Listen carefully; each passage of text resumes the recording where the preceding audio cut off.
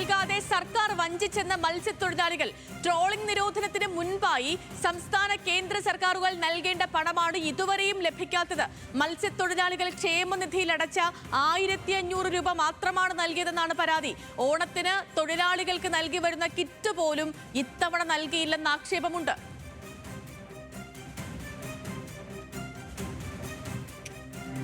Trawling നിരോധനത്തെ തുടർന്ന് ദുരിതത്തിലായ മത്സ്യത്തൊഴിലാളികൾക്ക് കേന്ദ്ര സംസ്ഥാന സർക്കാരുകൾ സംയുക്തമായി നൽകേണ്ട ക്ഷേമനിധി ധനസഹായം ഓണമായിട്ടും വിതരണം ചെയ്തില്ല. ഓണത്തിന് മുൻപ് എല്ലാ ആനുകൂല്യങ്ങളും നൽകുമെന്ന് പ്രഖ്യാപിച്ച് സർക്കാർ വഞ്ചിക്കുകയായിരുന്നുവെന്ന് മത്സ്യത്തൊഴിലാളികൾ കുറ്റപ്പെടുത്തി. വി.ഡി. സതീശന്റെ ഗവൺമെന്റ് വന്നതിന് ശേഷം ഈ തീരദേശ മേഖലയുടെ അകത്ത് മത്സ്യത്തൊഴിലാളികൾ ആകെ വലിയ ഭീതിയിലാണ്. ഒരു ആനുകൂല്യം കൊടുക്കാൻ കഴിയാത്ത അതിന് വകുപ്പ് മന്ത്രി തന്നെ ഈ മേഖലയുടെ അകത്ത് വേണ്ടത്ര ഒരു ഇടപെടൽ നടത്തുന്നില്ല എന്നുള്ളത്. നിലവിൽ തൊഴിലാളികൾ സ്വന്തം കയ്യിൽ നിന്നടച്ച 1500 രൂപ മാത്രമാണ് തിരികെ കിട്ടിയത്.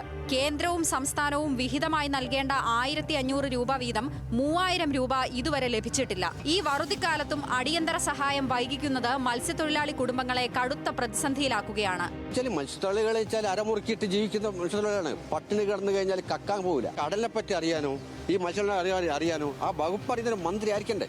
കുട്ടികൾക്ക് കൊടുക്കുന്ന വർഷത്തിൽ വരെ കൈയിട്ട് വാരി.